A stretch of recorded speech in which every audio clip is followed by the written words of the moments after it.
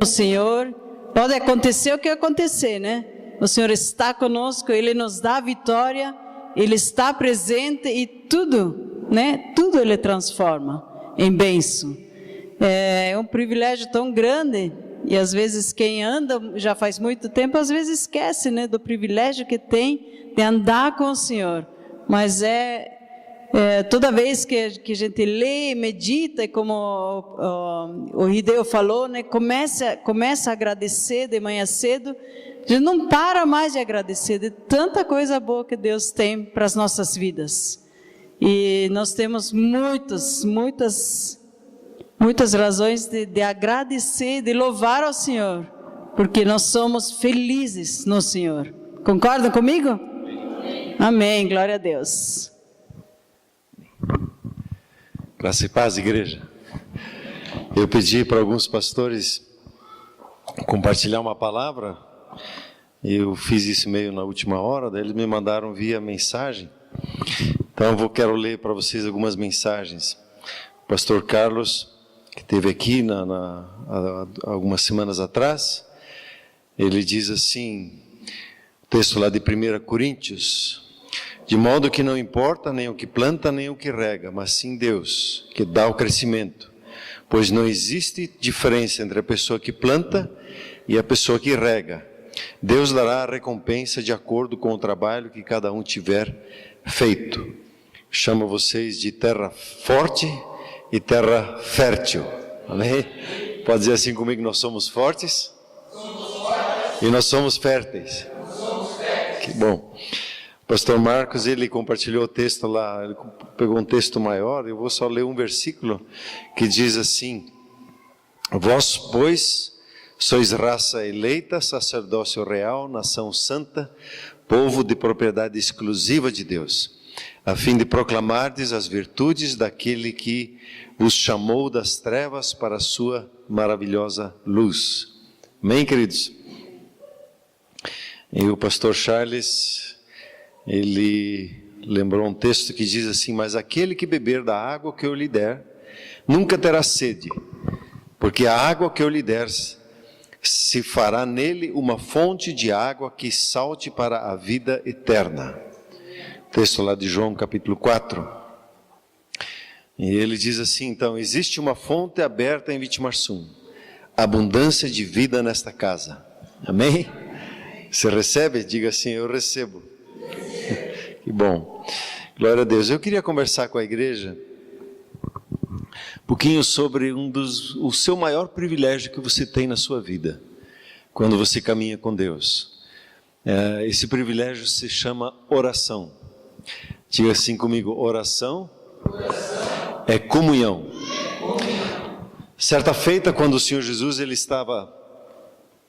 chegou em Jerusalém, ele foi ali no templo da cidade de Jerusalém. Ele chegou naquele templo e ele viu que o templo tinha se tornado um comércio. As pessoas querendo o bem, às vezes até querendo facilitar a vida do templo, para que ele queria ofertar, colocavam os animais, e aquilo virou um puro comércio. E pensa num Senhor Jesus nervoso, que pegou e chutou as mesas, derrubou as mesas dos cambistas, toda aquela situação, e ele ficou indignado. Por quê?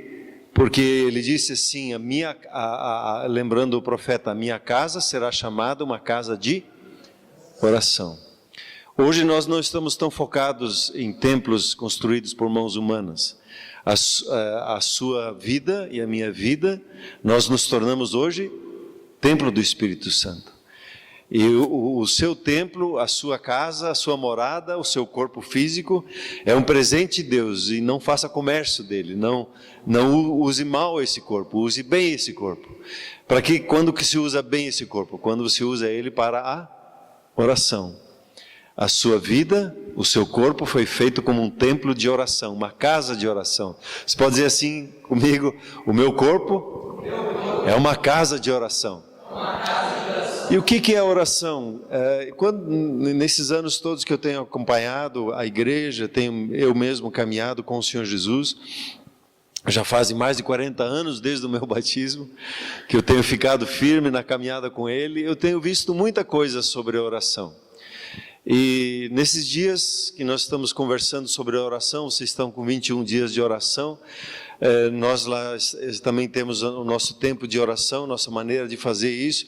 Eu percebi que nós temos até um certo folclore em relação ao que é a oração. E eu cresci num ambiente onde os homens não oravam, eram as mulheres que oravam. Eu sempre ficava perguntando, por que os homens não oram, só as mulheres oram? Por quê? E assim algumas perguntas começaram a surgir, e observando, vendo pessoas orar, olhava para aquela pessoa como ela orava, tentava fazer do jeito dela, e aí achava que eu precisava gritar para orar, precisava levantar a minha voz para orar, isso que era o jeito de oração. O outro dizia para mim, não, eu oro 2 horas por dia. Puxa, eu preciso me disciplinar para orar 2 horas por dia. Aí as pessoas diziam, não, você tem que orar de joelho é melhor, né? Então, orar 2 horas de joelho. Puxa, eu fazia isso, mas o que é a oração? E a oração é mais simples. Todas essas coisas são boas, fazem parte da nossa caminhada. Mas o que é a oração? Que você e eu nós podemos praticar. E eu tenho percebido que muitas pessoas, quando vão orar, oram falando para Deus o que Deus tem de fazer. E se Deus não faz o que eu estou pedindo que Ele faça, o que Ele deve de fazer, eu tenho alguns que dizem até que fico chateado com Deus, estou de mal com Deus. Deus não fez o que eu pedi para Ele fazer. Por que Deus não curou? Por que Deus não libertou? Por que Deus não salvou? Por que Deus não me ajudou a pagar a minha conta? Por que Deus não fez isso? Por que Deus não fez aquilo? E Deus diz, não sou eu que tenho que fazer as coisas. Muito da nossa oração é dizer para Deus o que Ele tem de fazer. E a gente não obtém a resposta que gostaria na nossa oração e fica frustrado, chateado com Deus. Por que Deus não atende a minha oração? Porque nós oramos errado. Nós pedimos para Ele fazer algo que Ele disse que nós devemos fazer.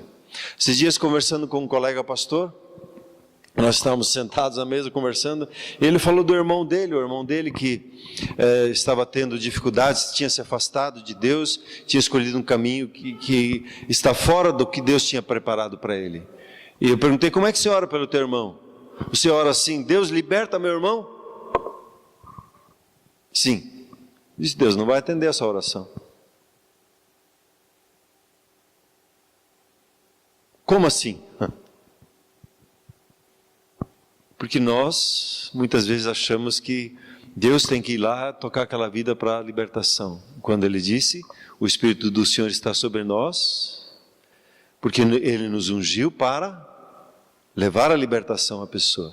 Não é Deus que vai fazer, nós que vamos e Ele opera por nosso intermédio.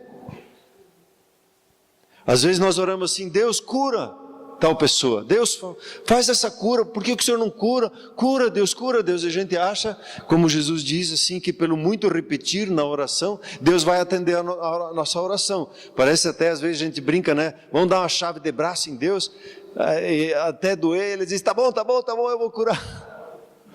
E o outro não consegue a cura, daí ele fica chateado, puxa, Deus não quer me curar, então, pois é, né? Jesus morreu por mim na cruz, e a Bíblia diz que pelas suas pisaduras nós fomos sarados. Então acho que essa palavra não é tão verdade, não é para mim. Deus está meio chateado comigo. É um pensamento errado sobre a obra da cruz, que nos leva a atitudes e pensamentos errados. O Senhor Jesus estabeleceu na cruz a sua e a minha salvação, e de todas as pessoas. Os pecados de todas as pessoas estão pagos ou não na cruz? Bem ou não? Agora, o que eu preciso fazer para receber o perdão na minha vida? Esse perdão que já está estabelecido.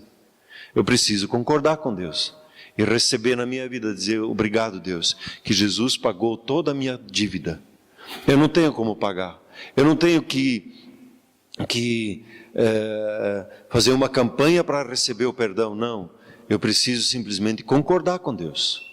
Quando eu concordo com Deus sobre o que Ele fez na cruz, isso se torna realidade na minha vida. Assim é a cura divina, Deus já estabeleceu ela na cruz. Deus já nos curou ali na cruz. A questão é de recebermos, já é um ato consumado. Às vezes, quando nós pedimos pela libertação e pedimos que Deus faça isso, parece que Deus fica coçando a cabeça. Será que Jesus vai ter que morrer de novo na cruz para atender essa oração? Mas ele já morreu. Eu não preciso fazer mais nada. Eu já abri o caminho. Agora Deus abençoa pessoas através de pessoas. Você pode dizer isso comigo assim? Deus abençoa pessoas através de pessoas? Deus abençoa pessoas através de pessoas. Então, quando eu começo a orar por pessoas, eu preciso entrar na oração, como diz ali em Atos, capítulo 4, que nós temos uma oração da igreja no seu começo. Ela pediu para quê?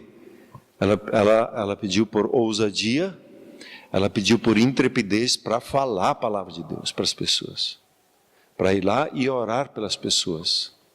Eu queria compartilhar com vocês 3 passos para a oração, que tem me ajudado a rever o entendimento sobre a oração, como orar, de maneira que eu esteja alinhado com o que hoje eu tenho aprendido, reaprendido, reforçado na minha vida pela palavra de Deus. Então, a oração, quando eu entro para a oração, eu tenho esses 3 passos que eu quero conversar com você. Primeiro, é me humilhar diante de Deus. Diga assim, humilhar-se diante de Deus. Segundo, é resistir o diabo. E o terceiro é declarar a palavra de Deus. 3 passos. Para isso eu queria usar o texto lá de Tiago, se pudesse abrir a sua Bíblia no livro de Tiago, no capítulo de número 4, o versículo de número 7. Eu gostaria de incentivar você a seguir por um tempo, a aprender com esses 3 passos a oração. Você vai ver que a sua vida de oração, a sua maneira de orar, ela vai mudar em muito. E você vai aprender de uma maneira nova a oração. Eu tenho, na minha caminhada com o Senhor Jesus, tenho percebido que, de vez em quando, parece que eu cheguei num limite e Deus quer me levar lá no começo, para começar tudo de novo, o processo. E eu não tenho problema de recomeçar alguns processos de entendimento da Bíblia. E assim tem sido com a oração nesses dias com a minha vida, nesse último semestre. A recomeçar algum entendimento. E a Bíblia diz que quando nós queremos participar das coisas do reino de Deus, eu preciso me tornar como uma criança. Uma criança, quando ele fala ali de 7, 8 anos, que é curiosa, que tem interesse, que quer conhecer. Se eu chego diante de Deus e digo, eu já sei como é que é, o Espírito Santo não vai me ensinar as coisas como Ele quer. Então eu prefiro ser como uma criança e dizer, Senhor, eu não entendo nada. Eu tenho uma bagagem aí de 40 anos que eu estou lendo a Bíblia, mas hoje eu coloco tudo aos pés da cruz, eu quero ser como aquele que não sabe de nada. Eu quero aprender de uma maneira nova o que o Senhor tem. E aí o que o Espírito Santo faz? Ele renova o entendimento, ele dá um novo norte. Às vezes a gente pega alguns costumes, né? A gente vê uma pessoa orando, como eu já falei, vê a outra pessoa orando e acha que é desse jeito, e o Espírito Santo está nos levando a renovar o nosso entendimento sobre a oração. Tiago 4, 7 diz assim: sujeitai-vos, portanto, a Deus, mas resisti ao diabo e ele fugirá de vós. Chegai-vos a Deus e ele se chegará a vós outros. Esse texto. Primeiro texto, a primeira parte ali, ele diz sujeitar-se a Deus. No versículo 8 ele diz, humilhai-vos, no 10, né? Humilhai-vos na presença de Deus, na presença do Senhor, e Ele vos exaltará. A palavra humilhar-se diante de Deus, é entrar em acordo com Deus. Às vezes nós pensamos assim, uma pessoa humilde, e isso é muito comum na nossa cultura brasileira, uma pessoa humilde é uma pessoa tem pouco recurso financeiro. E não é o que a Bíblia fala sobre humilde. Humilde é entrar em acordo com Deus. Como Deus pensa e concordar com o pensamento de Deus. Eu estava no meio do louvor aqui e me lembrei de um texto. Uma criança, me lembrei de uma situação, né? Uma criança, quando ela faz 1 ano de idade, os pais estão felizes ou não? Imagine alguém que está feliz no céu, com a sua e com a minha vida. né? Me lembrei um dia que eu estava na minha devocional, conversando com Deus, eu li sobre o batismo de Jesus. E no batismo de Jesus, os céus se abrem e o Pai não se aguenta. Ele diz lá, esse é o meu filho e eu tenho prazer na vida dele. E quando eu li esse texto, como que virou para mim, e esse texto falou para mim. E como que Deus dizendo para mim, meu filho, eu tenho prazer na sua vida. Você é meu filho amado, eu tenho prazer na sua vida. Sabe qual foi a minha primeira reação? Eu disse, não Deus, acho que o Senhor está enganado.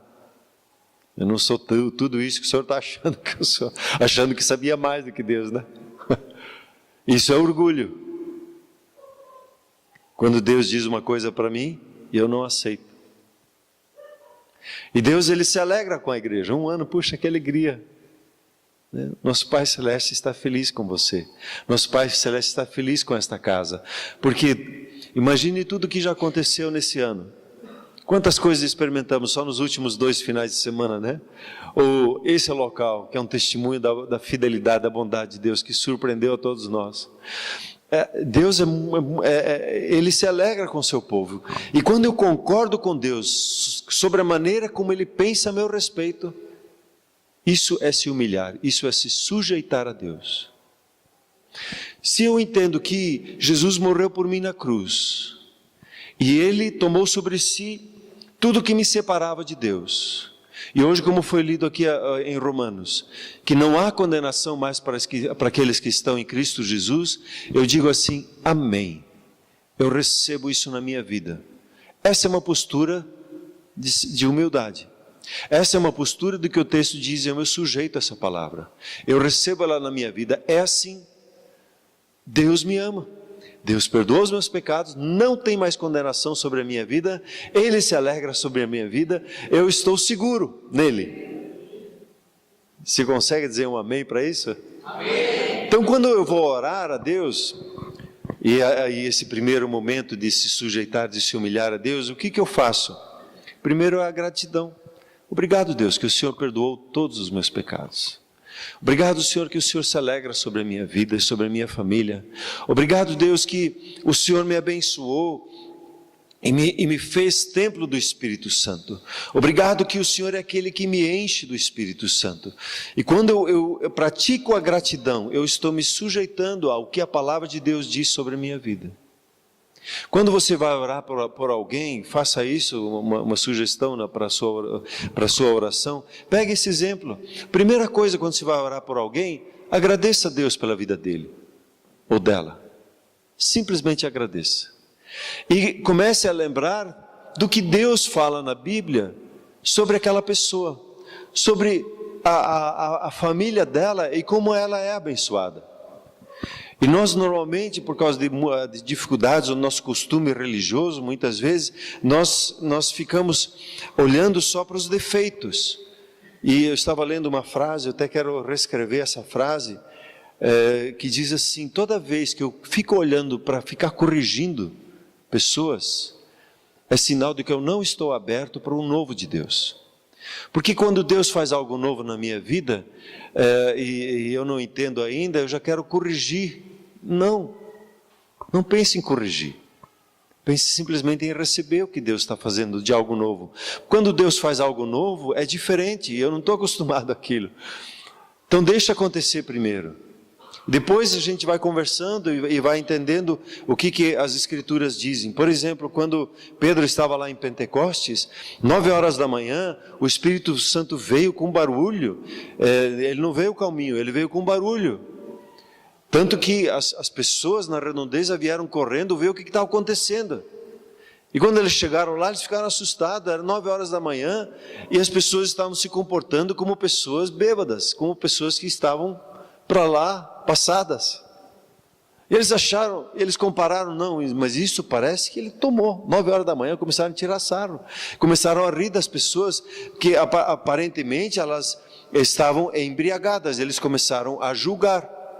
E aí Pedro levanta, não, ele diz, isso que está acontecendo aqui, é que Joel já lá disse, é estranho, Mas Joel falou que Deus ia derramar do seu Espírito. E quando o Espírito Santo vem, às vezes ele nos confunde. Por quê? Porque para que o novo entre, ele precisa romper com barreiras em nossas vidas que nós temos, assim como foi com Pedro, quando Deus queria salvar a família de Cornélio. Ele teve que tratar confundir um pouquinho a mente de Pedro com visões, com êxtase. Ele saiu fora dos seus sentimentos normais. O Espírito Santo teve que confrontar ele, para que quando ele entrasse na casa de Cornélio, ele falasse do amor de Deus para as pessoas, porque dentro dele, ele tinha um bloqueio com aquelas pessoas. E o Espírito Santo precisou chacoalhar ele antes dele entrar em ação. Então, quando nós já queremos ver e corrigir, não, dê um passo atrás, agradeça primeiro a Deus. Não queira corrigir pessoas. Agradeça primeiro sobre a vida das pessoas. Não pense primeiro em que Deus quer corrigir a sua vida, Deus quer amar a sua vida. Às vezes a gente pega assim pessoas, eu vou para o batismo, eu ainda não estou pronto. Vai esperar o que para se batizar? Não estou pronto ainda. Eu tenho um vício ainda. E daí? Qual é o problema? Você crê no Senhor Jesus? Eu creio. Só que mergulhe nas águas. Se identifique com Ele. Deixe Ele vir ao seu lado te ajudar. Entregue a sua vida, obedeça os passos que você precisa dar, que Ele dá para você. E à medida que você anda com Ele, você vai ser liberto de vícios, vai ser liberto de medos, de inseguranças. A religião tem feito o que conosco? Que a gente pensa assim, não, quando você estiver a sua vida tudo certinho, aí você pode se batizar. Isso é errado. Não é o que Filipe fez com aquele eunuco. Ele disse, o que eu preciso fazer para ser batizado? Ele disse simplesmente, se crê em Jesus, creio. Então, desce as águas. Não ficou perguntando para ele, teu casamento está em ordem? Não ficou perguntando para ele se tem algum vício? Não, se crê em Jesus, creio. Então venha, se batize e aí a sua vida vai se ajustando na caminhada com Ele. Jesus disse assim, eu sou o caminho, a verdade e a vida. E ninguém vem ao Pai senão por mim. Nós sempre ficamos pensando no segundo passo, que é a verdade. Queremos discutir a verdade. E Jesus diz, eu sou o caminho, ande comigo, vamos andar junto. Enquanto nós andamos juntos, o que acontece? A verdade vai ser revelada, você vai entender o caminho. E aí quando você entendeu a verdade da palavra de Deus, aí vem a vida, vem as transformações que acontecem, mas é um processo. Então a primeira coisa quando você vai orar a Deus, comece a agradecer a Deus pelas coisas que Ele fez. E como Ele lhe ama, e como Ele ama aquela pessoa, e como Ele cuida de cada uma das situações, e como Ele vai curar, e como Ele vai libertar. Vai lembrando das promessas de Deus, que Ele é aquele que te prospera, e que você vá bem financeiramente. Deus não tem problema nenhum de enriquecer um filho dele. Aliás, é um desejo do coração dele, que você prospere, que você seja muito bem financeiramente. Para quê? Para ajudar as pessoas. Para ser generoso para os outros. Ele quer ser generoso conosco, para que a gente seja generoso com o nosso próximo. Deus sempre nos abençoa para abençoar. Às vezes nós estamos num processo de aprender como é que tratar isso. A Bíblia diz assim, que em Cristo Jesus nós fomos abençoados com toda sorte de bênçãos espirituais. Efésios 1:3, certo? Você foi abençoado pelo seu Pai Celeste. Você precisa pedir para ser abençoado? Deus abençoa a minha casa. Ele vai atender essa oração? Disse, eu já abençoei. Aí eu vou me sujeitar a essa palavra. Obrigado, Deus, que o Senhor abençoa a minha vida, que o Senhor abençoa a minha casa. Porque eu fiz alguma coisa? Não, porque Jesus morreu por mim na cruz. Você e eu, nós somos abençoados. Às vezes a gente diz assim, Deus abençoe. Eu fico coçando a cabeça, como é que eu vou falar para a pessoa agora? Porque Deus já abençoou. Esses dias, quando a gente saúda assim, diz, feliz aniversário, Deus abençoe. Eu parei de falar assim, Deus te abençoe. Estou começando a escrever assim, usufrua a bênção de Deus na sua vida. Deus abençoou muito a sua vida. A gente tem que mudar alguns costumes, jeito de falar. Por quê? Para se sujeitar debaixo da boa mão de Deus. para se humilhar debaixo daquilo que Ele está falando para você e para mim. Você recebe essa palavra? Então, o primeiro passo quando se for para a oração, comece a agradecer. Mas Jesus, Ele disse, né? Pai nosso que estás nos céus, santificado seja o seu nome. Venha a nós o seu reino. O pão nosso de cada dia, aí que Ele vai pedir. Mas os 3 primeiros, Ele reconhece a boa mão e o cuidado de Deus sobre a vida dele. E o primeiro passo agora, depois da cruz, que nós precisamos dar é esse. É reconhecer Deus é bom para conosco. A maior mentira que entrou nessa terra foi por intermédio da serpente que enganou a Eva. Como? Dizendo que Deus não é bom. Às vezes nós oramos e aí não temos a resposta como nós queremos e nós desconfiamos de Deus. Será que Deus é bom mesmo? E aí são lançados pensamentos podres como, se Deus é bom, por que Ele deixa essas coisas acontecer? Por que Ele deixa aquelas crianças que estão lá presas, lá naquela caverna lá? Por que Deus deixa? Não tem nada a ver com Deus. É a maldade do ser humano sobre a face da terra que traz toda a desgraça que temos ao nosso redor. Nós somos responsáveis. E a gente quer ficar empurrando para Deus. Deus é bom. E tudo que Ele faz é bom. Eu entro numa dificuldade, eu posso me alegrar, como diz a Bíblia, no meio dessa dificuldade, dizendo Deus é bom. E Deus vai usar tudo isso que está acontecendo para o meu bem. Então, sujeitar-se a Deus, se humilhar debaixo da boa mão de Deus, se humilhar na presença de Deus é reconhecer e concordar com Deus sobre tudo aquilo que Ele tem falado para conosco. Amém? Então diga, o primeiro passo é concordar com Deus. É se sujeitar, é se humilhar diante dEle. Pensar como Ele pensa, falar como Ele fala. E aí eu preciso conhecer a Bíblia. Eu pego, por exemplo, aí você conhece, o Salmo 23, o Senhor é o meu pastor, e Ele não me faltará, ou nada me faltará. O texto ali diz, Ele não vai me faltar. Se Ele não me falta, nada falta, porque eu tenho Ele, e Ele me tem. Então, quando eu concordo que Ele é meu pastor, e que nada me falta, eu olho para as circunstâncias, para os meus desafios do meu dia a dia, e aí eu começo a tomar a posição sobre o próximo passo. Ele diz lá, resisti ao diabo e ele fugirá de vós. Resisti ao diabo e ele fugirá de vós. Às vezes nós oramos assim, Deus, tira essa coisa ruim do nosso meio. E Deus diz, eu vou tirar as coisas? Eu dei autoridade para você tirar. Não, mas quem sou eu? Aquela falsa humildade nossa. Quem sou eu para resistir? A Bíblia diz, você é um filho, você é uma filha de Deus.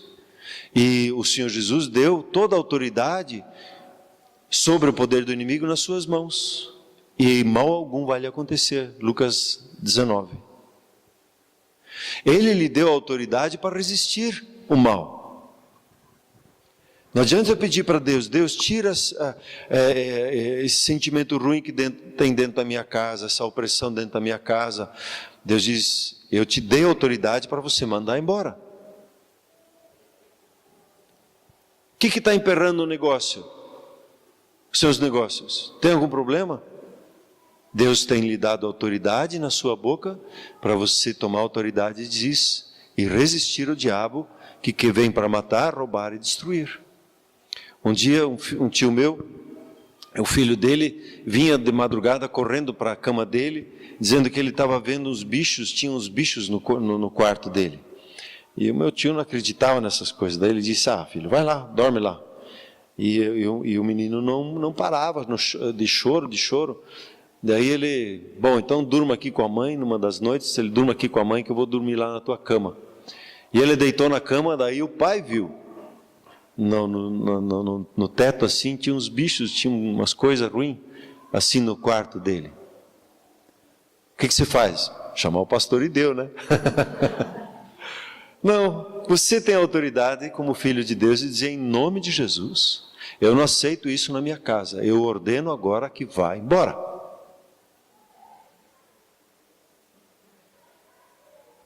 E tem que ir embora ou não? Por que o texto diz? Resistiu o diabo e ele... Essa palavra fugir aqui é fugir assustado. Não sei que expressão que tem aqui que fala quando alguém está fugindo, né? Tá fugindo que nem um louco, está assustado. Que nem o cachorro quando explode uma bomba perto dele, né? Ele fica correndo horas. É assim. A igreja tem dado muita autoridade para o inimigo. E o inimigo só tem autoridade, quando Jesus falou com ele ali na tentação, o diabo diz assim: eu tenho autoridade porque me foi dada. O inimigo só tem autoridade sobre a face da terra porque o ser humano dá autoridade para ele. Agora, em Cristo Jesus, você foi colocado, e leia lá em Efésios, a carta de Efésios, Jesus ele foi colocado como autoridade sobre todo o poder do inimigo, sobre todo o principado e potestade. E ele deu essa autoridade à igreja. Aí um pouquinho mais adiante, no capítulo 2, ele diz que você e eu, nós fomos assentados com o Senhor Jesus nas regiões celestiais. Nós hoje temos a autoridade do Senhor Jesus sobre as nossas vidas porque Ele nos delegou, não porque nós somos alguma coisa ou conseguimos alguma coisa por nossa oração, por nosso jejum.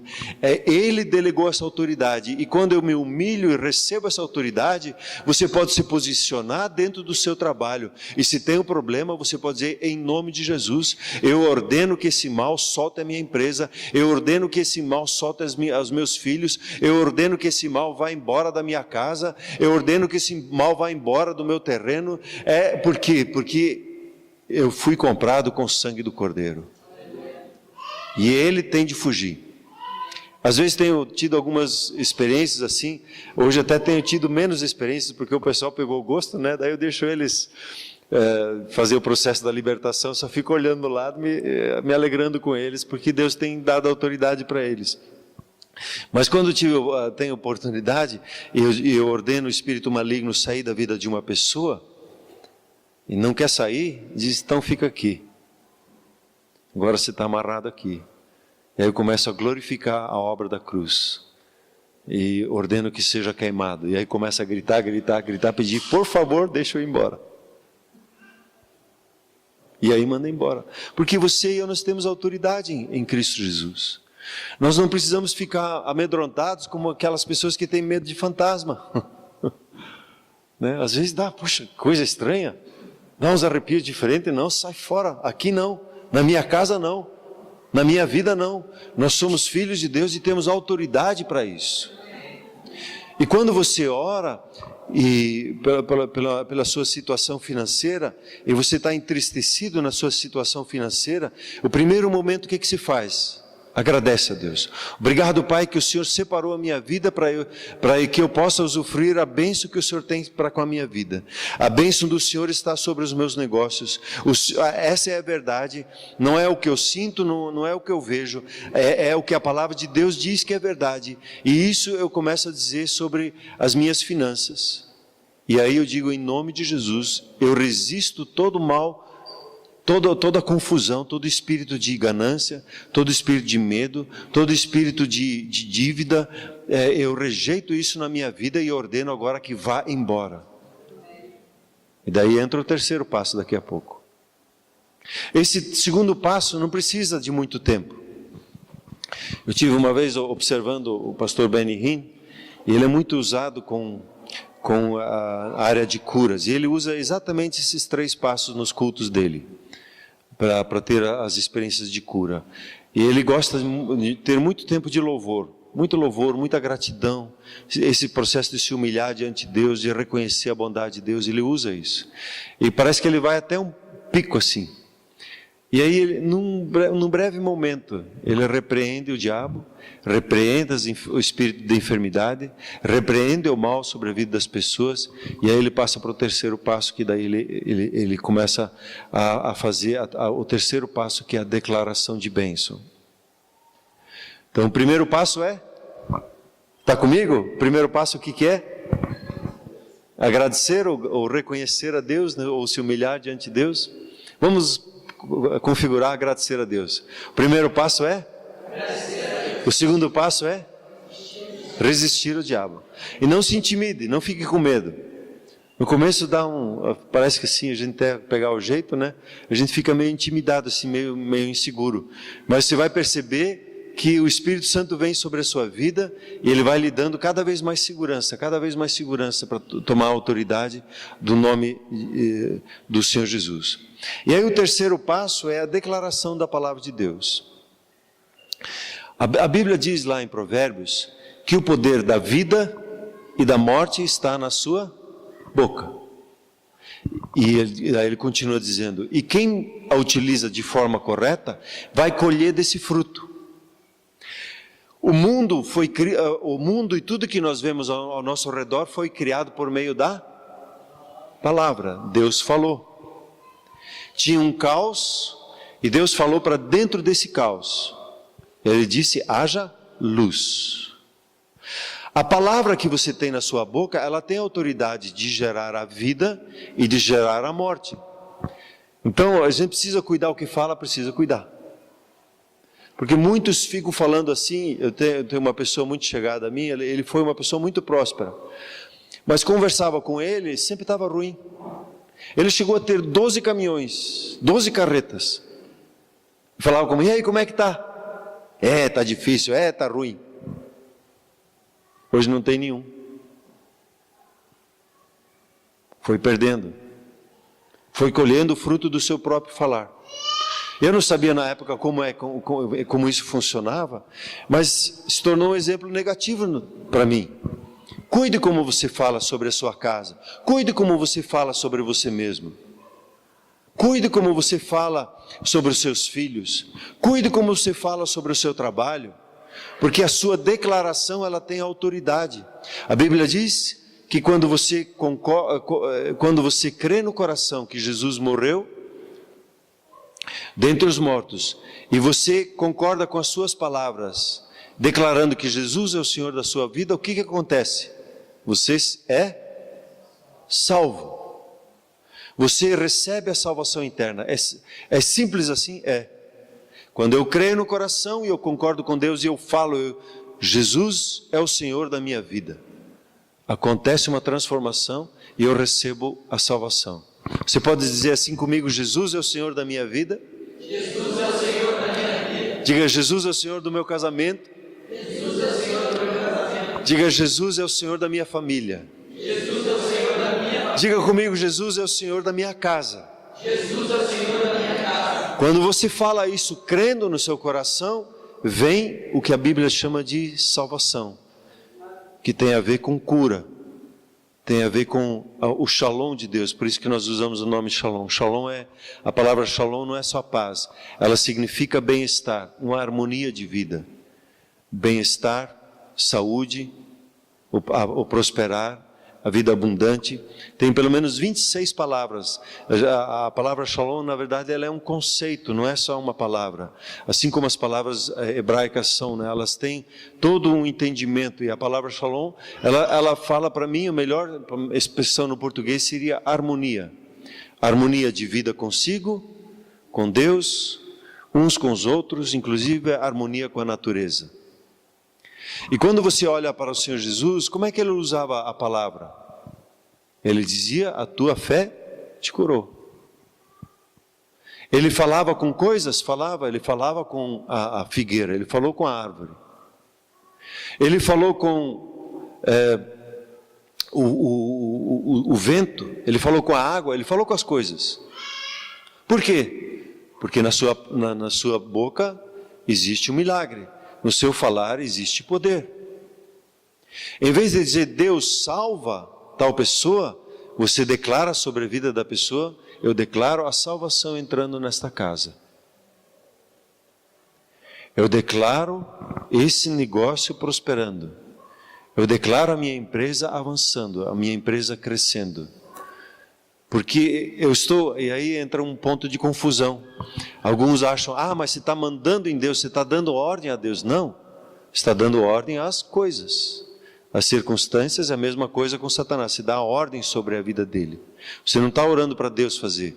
Você que tem autoridade no nome de Jesus, você fala para dentro da situação. E Deus concorda com você lá dos céus. Por quê? Porque quando você fala assim, você está concordando com Deus. Isso significa a palavra confessar. Você concorda com Deus e você fala para dentro das circunstâncias. Pegue o seu filho hoje, faça um exercício com ele nesses 3 passos. E comece a agradecer a Deus pela vida dele. Dizer: Deus, obrigado pela vida do meu filho. Obrigado que o Senhor o ama. Obrigado que o seu projeto é muito grande na vida dele. Obrigado que os seus sonhos são maiores do que eu consigo entender na vida dele. E eu te louvo pela boa mão do Senhor, pela bênção do Senhor sobre a vida do meu filho. Primeiro passo, gratidão. Você reconhece o que Deus quer. E aí o segundo passo, o que é? Resistir. Pode falar, tem coragem, vocês estão dormindo. Eu tenho que dar um grito aqui para acordar, minha voz é mansinha assim, ainda vai dormindo, né? O segundo passo qual é? Que é resistir. Aí você resiste sobre a vida do seu filho. Todo mal contra a vida do meu filho, eu ordeno que vá embora. Está proibido de tocar a vida do meu filho. Tem dificuldade na escola, nos seus estudos? Você resiste toda a falta de compreensão, toda a falta de atenção que às vezes a criança tem, toda a confusão que o inimigo quer colocar na cabeça dele. Ah, mas o meu filho está endemoniado? Não é isso que eu estou falando. Estou falando que o nosso adversário, o inimigo, quer o mal dos nossos filhos. E às vezes vem por amiguinhos, às vezes vem até pela própria escola. Algumas coisas que estão sendo ensinadas na escola são confusão para a vida dos nossos filhos. É para amarrar eles. Agora você se levanta e diz: no meu filho não. E você diz: eu resisto o mal na vida dele. Tá bem? Você não está chamando que ele está endemoniado. Mas você está reconhecendo que tem um inimigo contra a vida dele. E você é a proteção dele. Então você proíbe. E aí o terceiro passo, o que eu faço? Diga comigo: abençoar. Abençoar a palavra abençoar significa assim ter uma boa viagem. Quando o hebraico fala que ele saia bem, que ele viaje bem e que ele chegue bem. Isso é abençoar. Ou autorizar a prosperar. Agora você vai abençoar o seu filho. Como é que se faz? Eu te abençoo, meu filho, que você vá bem na escola. Te abençoo com bons amigos. Eu te abençoo com um coração que tenha prazer de andar nos caminhos de Deus. Você vai abençoando. Você abençoa o seu esposo, você abençoa a sua esposa, você abençoa a sua família, você abençoa o seu trabalho. O primeiro passo é a gratidão, o segundo passo é resistir, o terceiro passo é abençoar. Quando você começa a praticar isso, você vai ver que você vai entrando em acordo com Deus. Primeiro você se alinha com Deus, você se humilha, você pensa como Ele pensa. O segundo passo, agora a Bíblia diz assim: o diabo, vosso adversário, ele anda ao derredor tentando atrapalhar a vida de vocês. Agora eu tenho dado autoridade para na vida de vocês para mandar ele embora. Então você diz: aqui não, na minha casa não, no meu trabalho não, no meu estudo não. Esse lugar é um lugar abençoado e eu ordeno que vá embora agora. Né? Tem que dar ordem. Sabe quando se manda num cachorro? É desse jeito que se fala com ele. Né? Né? Lá em casa a gente fala em alemão com os cachorros, daí pega nele. Vai para casa. É desse jeito que tem que falar, resistir o diabo. Não precisa falar muito, que ele entende essa linguagem.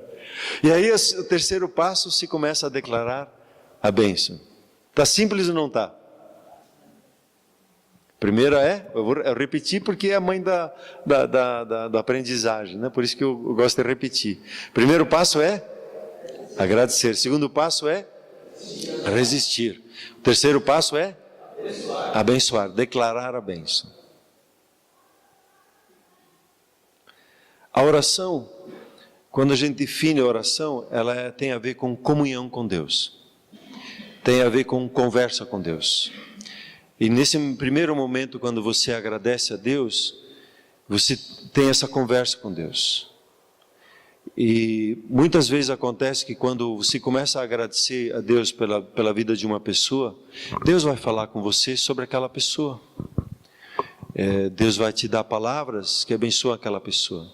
Deus vai poder mostrar para você que as coisas que estão, o inimigo, como ele tem tentado destruir aquela vida. Porque ele vem para matar, roubar e destruir. E ele vai falar com você. E ele vai falar com você no terceiro momento, quando é para abençoar. Ele diz, diga isso, diga aquilo. Você vai ouvindo e você vai falando. Você vai ouvindo, você vai falando. Às vezes você tem uma imagem, eu fico orando pela pessoa, vem uma imagem assim, vem um pensamento, uma figura. Eu começo a orar aquela figura sobre a vida da pessoa, sobre aquilo que Deus quer fazer na vida daquela pessoa. O Charles compartilhou aqui é uma fonte de vida, né, na inauguração.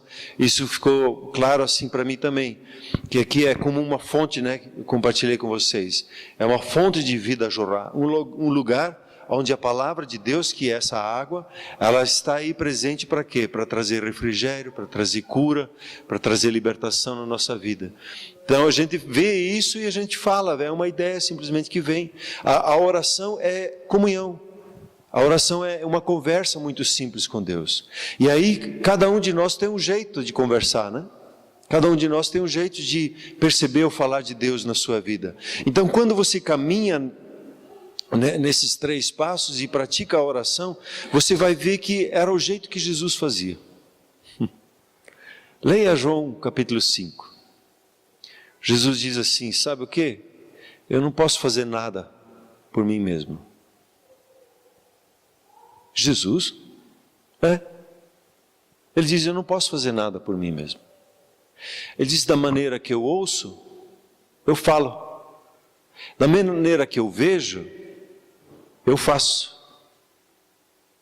É interessante quando você observa Jesus, a gente não tem muitos momentos, mas tem um momento que ele saiu cedo para amanhã e ele foi orar, e quando ele saiu da oração, os discípulos vieram procurar, ele disse, o pessoal lá quer falar com você, ele vem e disse, não, meu tempo terminou aqui, tem outras cidades que eu preciso ir.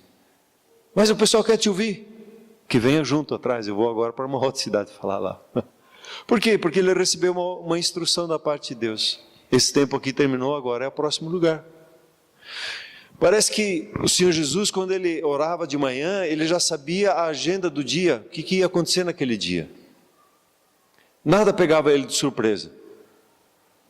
Por quê? Porque ele conversava com Deus sobre aquele dia, conversava com Deus sobre aquilo que ia acontecer, ele via as coisas, ele já antevia, e aí você, quando vai para a escola de profetas, como aqui já teve, você já percebe algumas coisas de antemão, o que vai acontecer. Quando a gente ora pelo culto, a gente já percebe algumas coisas de antemão, o que Deus quer fazer. E aí você anda mais seguro, você anda mais tranquilo no seu dia a dia, no seu trabalho. Imagine, nós nos treinando nisso no nosso dia a dia, a começar, chega no trabalho uns 15 minutos antes e começa a orar, Deus, obrigado por esse lugar de trabalho. Obrigado que é um lugar de bênção, obrigado que o Senhor colocou esse lugar para eu ter o sustento para mim, para as pessoas que estão junto comigo, para eu poder abençoar outras pessoas. E eu repreendo todo mal nesse trabalho, todo intento maligno de querer roubar negócio, de querer atrapalhar ou prejudicar os animais que eu cuido, ou dos negócios que eu estou fazendo, eu proíbo o inimigo de interferir aqui, nesse lugar, em nome de Jesus. E eu abençoo o meu trabalho, que lhe vá bem. E enquanto você está nesse processo, Deus vai falar com imagens, Deus vai falar na sua cabeça, com ideias. Deus vai te dar uma lembrança de algumas coisas, vai te dar, talvez você está lá no seu negócio e diz, puxa, eu precisava ligar para tal pessoa. Você anota ali para depois ligar para aquela pessoa. Vai te dando ideias de como conduzir o seu trabalho. Porque o seu Pai Celeste quer que você vá bem na sua casa, no seu trabalho, nos seus estudos, aonde você se move. Então, a oração, ela não é um processo de ficar falando para Deus. É um processo de conversa com Deus. E quando eu vou agradecendo, enquanto eu agradeço, eu já vou percebendo Ele falar no meu pensamento. Às vezes eu vou perceber que eu vou ficar quieto por um tempo, porque me vem alguns versículos, eu vou ler aqueles versículos nesse primeiro momento, né? E depois eu vou olhar o segundo passo, eu vou perceber, puxa, tal pessoa falou mal de mim. Mas a Bíblia diz que a nossa batalha não é com carne e sangue, não é com pessoas. Quem está falando mal de nós? e usando pessoas? O inimigo. Então o que eu faço? Eu perdoo aquelas pessoas e digo essas palavras, elas não têm poder sobre a minha vida e minha família. E eu repreendo e proíbo o inimigo de usar essas palavras.